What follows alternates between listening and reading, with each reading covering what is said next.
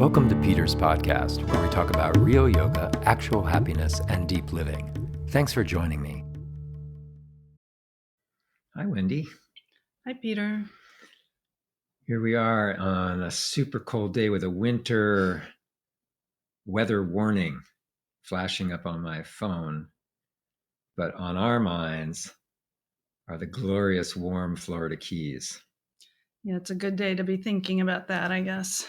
Yeah. A good day to be thinking about that beautiful, warm, 70-degree sunset over the Gulf of broad edge Mexico. of the Gulf. Yes. Yeah. Where we can be getting to know more about the 4 keys. Yeah. Where we can be, just being together in some really nice, comfortable Sangha community, meditating and doing some asana and having some free time to hang out on a hammock,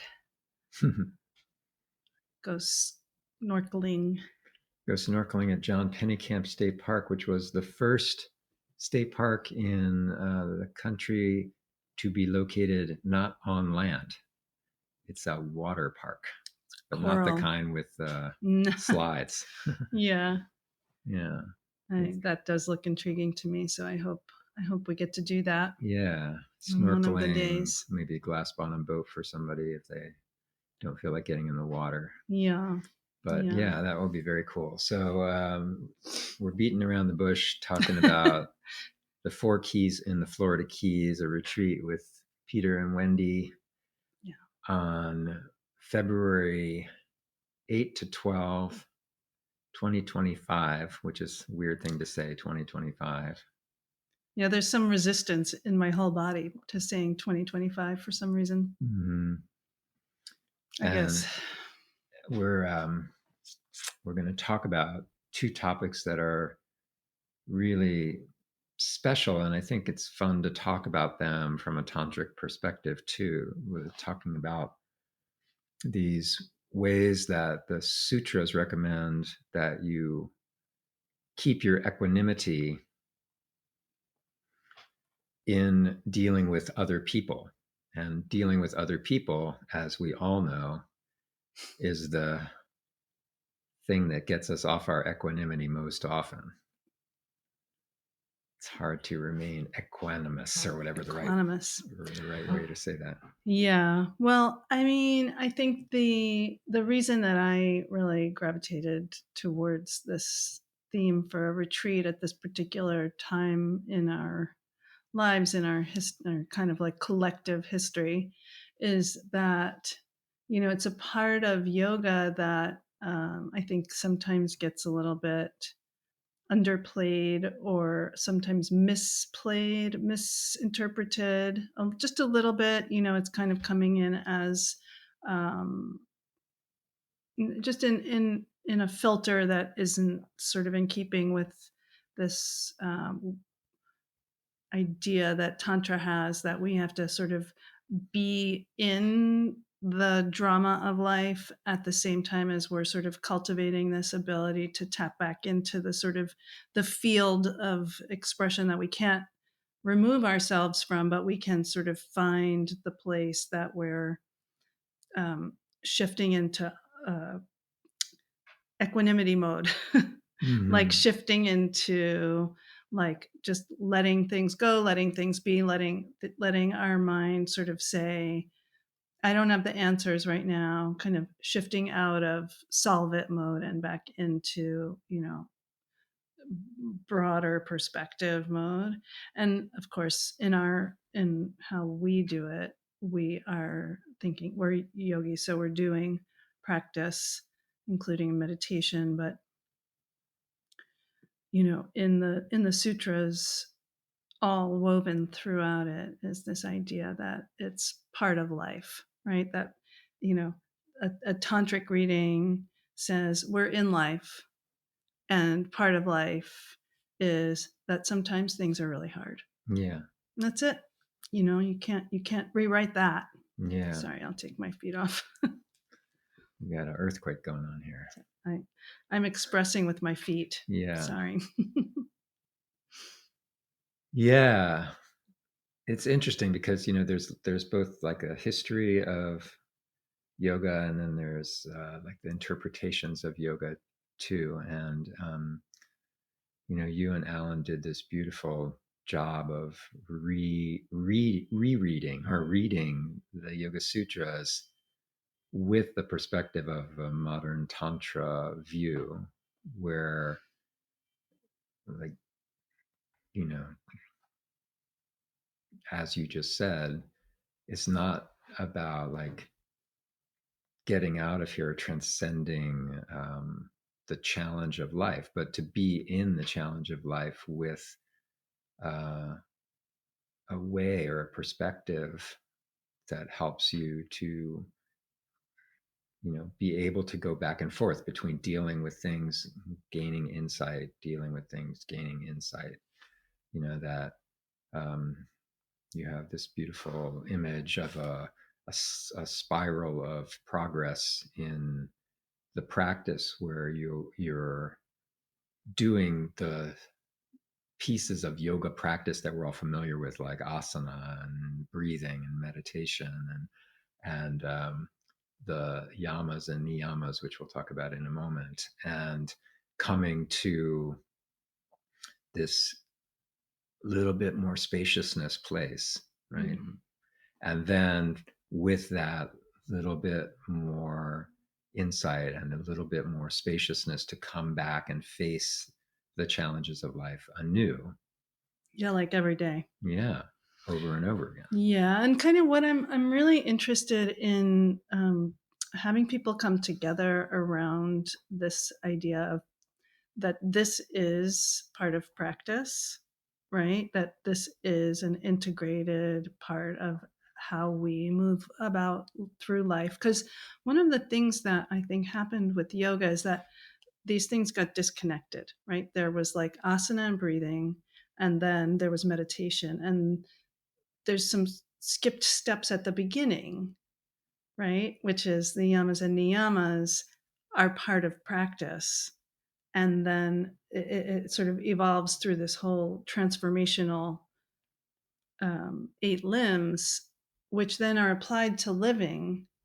And we sort of like get um, those insights playing out and changing the face of circumstance and how we interact with the world.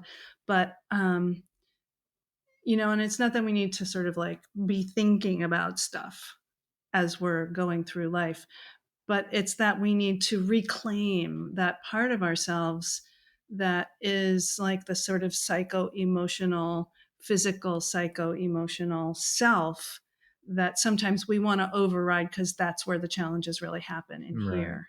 right.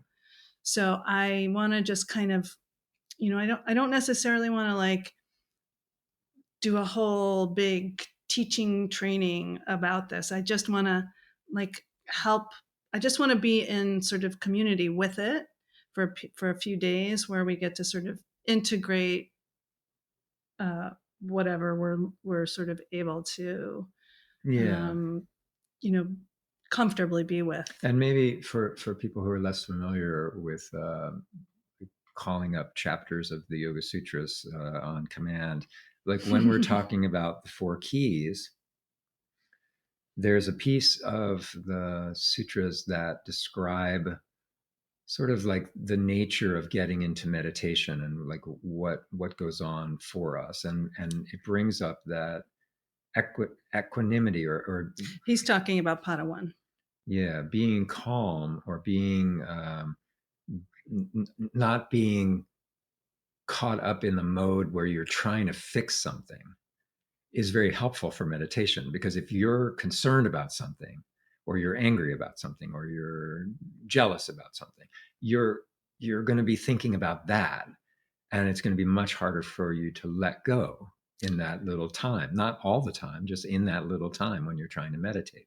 So the sutras recommend this way of dealing with the kinds of people that you will encounter inevitably, Mhm. right? Yeah. And gives you a recommendation for, okay, if you bump into somebody who's got this going on, what's a fruitful way, not in general, but for this point of like getting calmer for now so you can do your meditation and then move on. And it might, in fact, apply always, but the point of the sutras, especially in the Samadhi Pada, right, is to talk about samadhi. Like, what is this thing and how do you get Exactly. there, right? Exactly.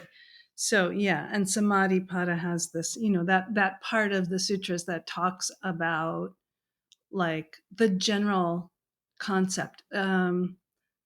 What is this practice that we're doing overall? Well, it involves, um, living so that we can have this experience of samadhi. That's the whole point, right?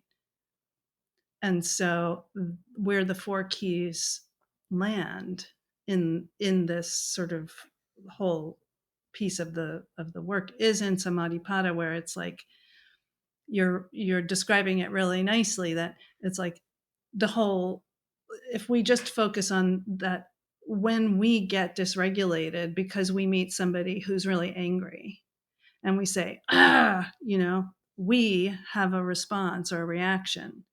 And the idea is that in that moment of trying to regain the composure that we need to have a relationship, at least with samadhi, or with our practice that includes getting to samadhi, we have to understand it's the part that pertains to what's going on inside me that's important, not the other person that's Right. involved. And They're fixing on their them. own journey, Right. to put it in colloquial terms. Mm-hmm. You do you, again, colloquial, right? Mm-hmm. That's what we can do, and that's what yoga trains us to do. And I think some of us, many of us, may be at the point where we sort of know that,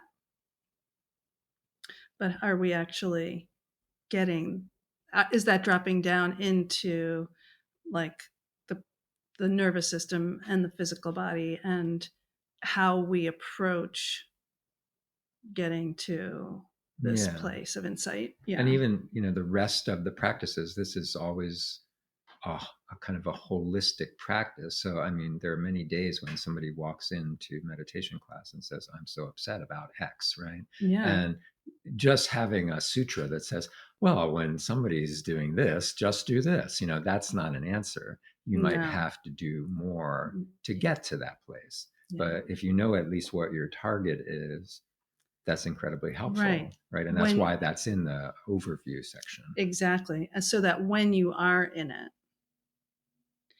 if you can recall that, oh, here's me having that reaction that I always have when this comes up, and that my work or my practice right now might be to do satyam. Yeah, And it might be that I need to do that for a week or a month, or like, as a top up all the time. regularly. Yeah, Yeah. yeah. So, it's a little bit taking the goal, or the sort of like imagined place of utter perfection where this is no longer an issue. We take that Mm-hmm. out and we bring it back to, like, what's the general plan and how Mm-hmm. do I apply it? The general plan is the four keys, right? When you meet somebody when you come into contact with somebody who's, either by your judgment or by general judgment, is doing something that's aggressive or offensive, the reaction that you can cultivate in the face of that is, um, just equanimity, right? You don't engage with it. You just don't. You just bring yourself back to you, and you don't feed that elephant, or feed that fire, Mm-hmm. right? You don't let yourself feed that elephant. I think that should be like Feeding the elephant. The the motto. glyph, the motto for our retreat. Don't feed the elephant. Mm-hmm. Yeah. Um, so then so that's like a little sampling of the um, the four keys. And the other topic that we'll see how much we get to it, because part of the retreat, part of the idea of having a retreat is to, rest and relax and restore and to have free Yeah. time. And so, like you say, this isn't a training course. But the other thing that I thought we would dabble in, and you put it nicely in the description of the retreat, that we would weave this stuff into the practices we do, and Yeah. little discussions and little talks before practice and stuff like that, Yeah. um, is this topic of the yamas and niyamas, which are always really intriguing, I think, because they're so practical, and they talk about stuff we're used to dealing with, Yes. like what if I feel like I don't have enough of what I need, And so it gets framed in these little aphorisms as things like, don't do this, don't do that. Greed or Yeah, and yeah. it sounds like kind of rules or commandments or something like that. But one of the most fascinating things that I learned about in the sutras was this notion that these aren't like rules, like if you're going to be a good yogi you have to do this. It's more like, hey, if you do this, this is what you're going to get from doing that. So each of those ideas, more of this, less of this, brings about something that is appealing or attractive or helpful in terms of both your practice and your life in general. Right. Yeah, the reason that it came up for me to sort of introduce the yamas and niyamas in this context is that because, well, A, people know them to a certain degree, just familiarly.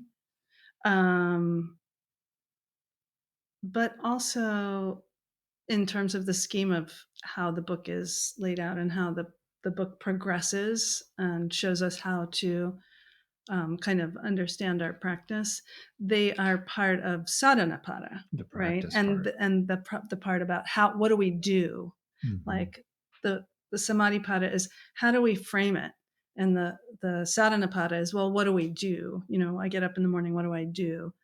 Um, and so the four keys are sort of conceptual. The yamas and niyamas are like they we cultivate actual. It's where we bring it through into the cultivation of what do I want to have happen here.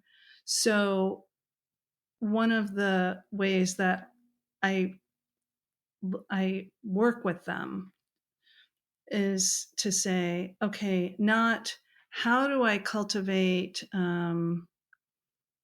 acceptance and then try and bring that into my life. That's valid. It's a perfectly great way. But rather, as I'm going through my day or my week, what's coming up for me in that sort of psycho-emotional realm that feels challenging? What am I working with? What's the challenge here? And then go back to the yamas and niyamas and just see, like, maybe a couple of them apply, and maybe I do that practice, like uh, sort of cultivating those things that apply to the thing that I'm actually feeling. Maybe I get aware of it in meditation. Maybe I get aware of it in my asana or pranayama practice. It comes up and then I address it rather than sort of top down addressing something that may or may not be, because that is more like the sort of like rules based way of doing it. And just in case you're, again, not familiar, just off the top of your head with what we're talking about with yamas and niyamas, we're we're talking about like not stealing, for instance, is a sort of a guidance, right? But not stealing, not because there's a law against stealing, but because if you resist that or practice that, you're going to have the experience of not feeling like you need something that you don't have, which gives you a Exactly. sense of not being in lack, right? Yeah.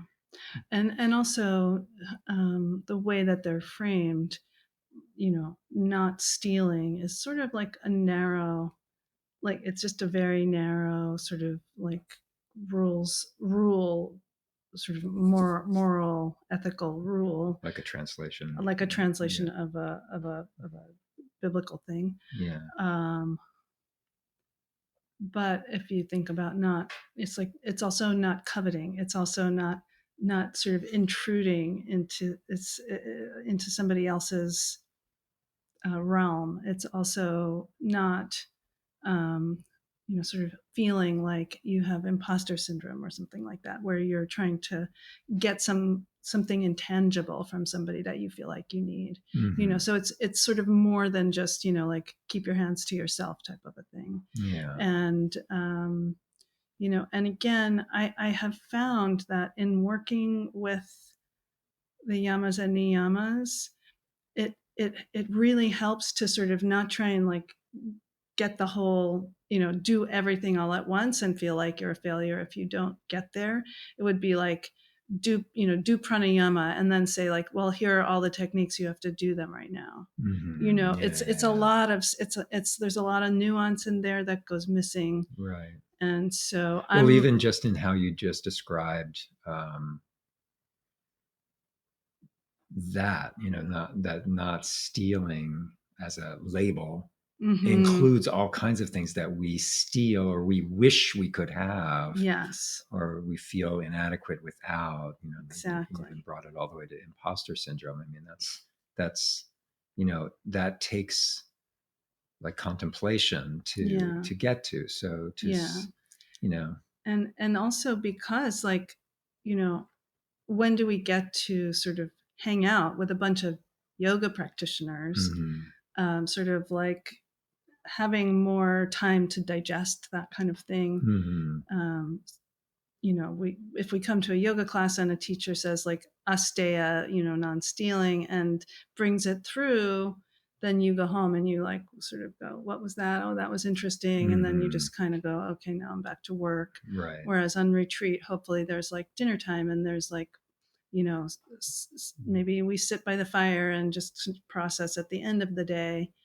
um, I think there's a lot of sort of downtime to process on your own and really get something that you wouldn't get in your busy day. Right. In a way, like the whole idea of a retreat is like a macro version of a meditation, right? It's like Mm-hmm. you create space and then allow for insight to come Mm-hmm. during those days. Yeah. You know. Yeah.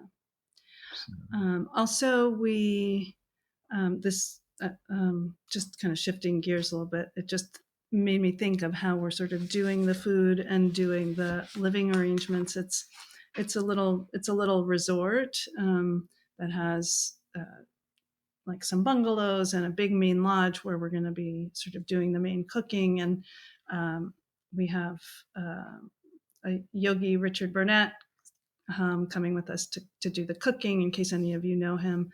And we'll all be he's a sort French of, chef. he's Hmm. a wonderful chef and also a wonderful yogi. And the idea is to do it sort of ashram style, where everybody pitches in to the extent that they feel like it. And it's sort of an added time for informal engagement and community around, without it being something that you have to sit down and listen to. This is something to participate in.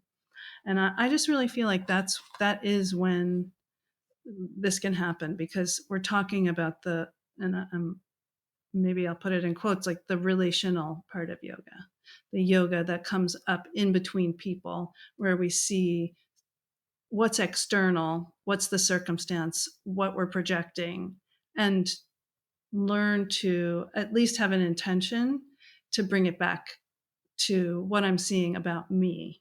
And Yeah. this is a big part of how I teach and what I think yoga is about. Yeah. Absolutely. And just to say a little more about the location, the retreat center that we're going to is on Key Largo, which is a little, I don't know, a little more than an hour south of Miami's airports, Miami and Fort Lauderdale airports. And the place has a Balinese influence in terms of their taste in Mhm. decor. Um, Lots of green space.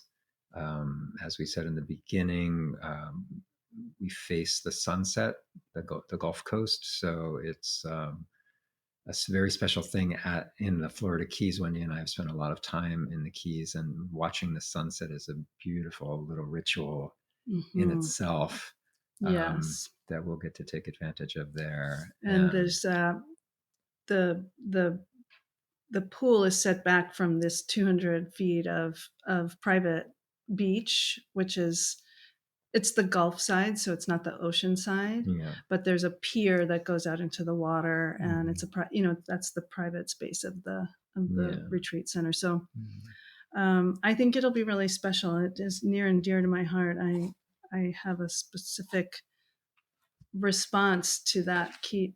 I almost said Key West, but Keys sun, and especially Yeah, Keys sunset that yeah, I think a lot of people have. yeah.